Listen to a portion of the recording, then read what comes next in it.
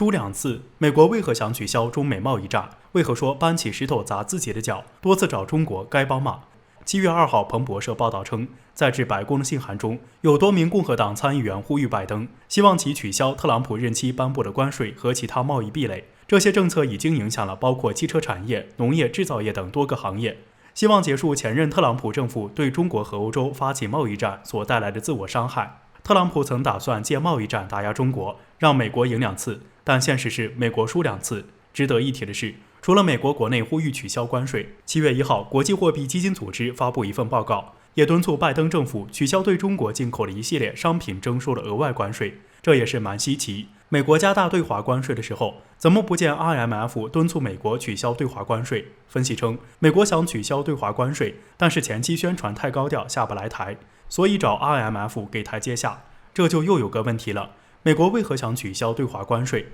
英国金融时报前段时间曾报道指出，拜登继承其上任的贸易政策，美国对中国商品大部分关税仍在继续征收，一些美国商业团体开始感到焦虑。美中贸易全国委员会发言人巴里表示，这些关税最后是由美国消费者和企业来承担。这次疫情瘫痪了全球生产链，中国成为唯一世界工厂，全球市场成为中国的卖方市场，所以美国对华征收关税，中国可以加价抵消其关税影响，而且涨价也有排着队的订单涌入。而这个加价的成本最终由美国企业和消费者承担，尤其是美国大肆印钞，导致美国通胀超出预期，美国物价暴涨，对华关税更是雪上加霜。即使美国打算取消关税，我们也完全可以加出口税并取消出口退税。所以美国关税政策不仅不会影响我们企业对美贸易，还能将通胀逆向输出给美国。美国曾把这当作一张王牌敲诈中国，却是搬起石头砸自己的脚，而且美国通胀似乎扛不住了。这一段时间，美国贸易高官接连打电话给中方，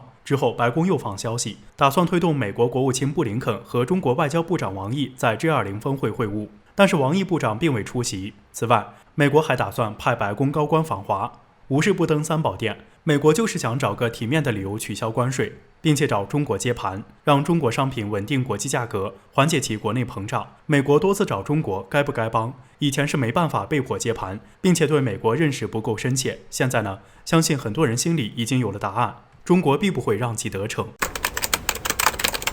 局势远比想象严峻，俄基地差点被炸，普京下令封锁刻赤海峡，黑海猛烈开火，中国的全力支持让俄罗斯少了很多后顾之忧。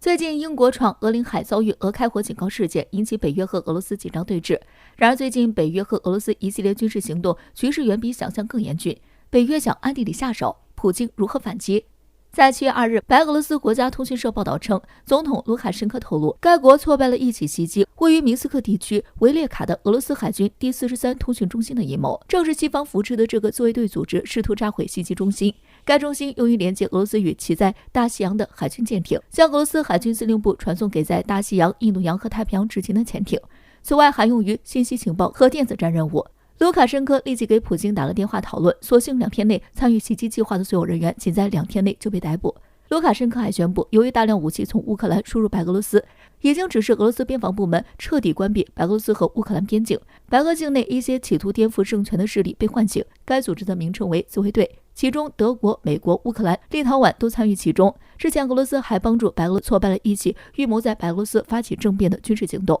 除了预谋炸掉俄罗斯海军基地，北约32国齐聚黑海举行联合演习，约5000人，30艘军舰，40架战机参加。2日，北约海军空军还在黑海举行了针对俄罗斯的防空演习。在北约咄咄逼人的压迫下，当天俄罗斯北方舰队潜艇开始在巴伦支海和挪威海深水区进行潜艇武器和系统测试演习。同时，俄罗斯黑海舰队在黑海进行实弹演习，2艘大型两栖舰艇向黑海目标开火。而且就在美国及其盟国演习的区域附近，随后普京还签署了一项法令，授权俄罗斯军队封锁刻赤海峡，目的是防止非法渗透活动，保护俄罗斯领土和水域。俄罗斯不仅要顾及本土，还需要谨防伙伴邻国被西方渗透。要是白俄罗斯被西方搅乱了，那俄罗斯连最后的战略缓冲都没有了。反观乌克兰，似乎成了西方祸乱其邻国的桥头堡了。如果乌克兰继续这样上蹿下跳，难保不会惹恼俄罗斯。至于什么后果，大家心知肚明。北约会不会帮，更是一个未知数。而且俄罗斯最近行动比以前更强硬，也更自信从容，可能跟中俄关系进一步深化有很大关系。中国的全力支持让俄罗斯少了很多后顾之忧。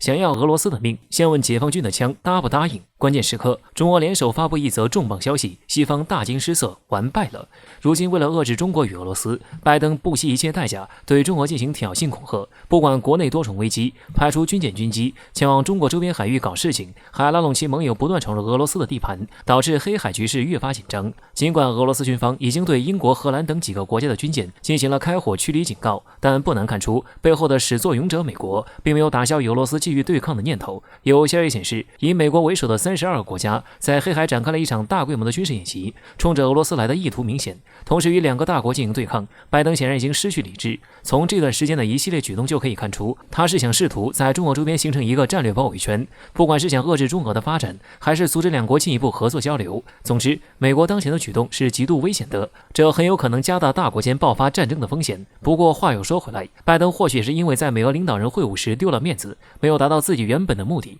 随后又在发出中美领导人会晤请求时遭拒，这才狗急跳墙，接连与中俄叫板。当然，就算是这样，也无法阻碍中俄两国关系进一步。根据消息显示，中俄两国领导人于近日举行了视频会晤，两国元首在会后联合发布了一则重磅消息，正式宣布中俄睦邻友好合作条约延期。该条约签署已经满20年，不用猜也都知道肯定会顺利延期。但对于中俄两个大国而言，在此时宣布该消息，其背后必定有深刻的政治意义。拜登如今费尽心思，想要挑拨中俄两国的关系。此前妄想拉拢俄罗斯一起对付中国，随着条约签署，所有的谣言和猜想也都不攻自破。事实上，对此我国人并不意外。早在美国与俄罗斯进行会谈时，中国国防部就宣布，为了促进中俄战略伙伴关系，中国与俄罗斯将于2021下半年举行联合军事演习。此举无疑是在警告以美国为首的西方国家不要轻举妄动，中俄有决心也有信心进行回击。美国想趁着俄罗斯因疫情虚弱之际要了该国的命，殊不知关键时刻中俄互相力挺。上述也说过，美国迫切想要挑拨中俄关系，无非就是害怕两国联手，可要不是该国频繁针对，也不会加速中俄联手的进度。虽说中俄并未结成真正意义上的盟友，但是俄罗斯有难，解放军绝对不会袖手旁观。想来现在西方怕是早已大惊失色，世界两个大国联手必定完败。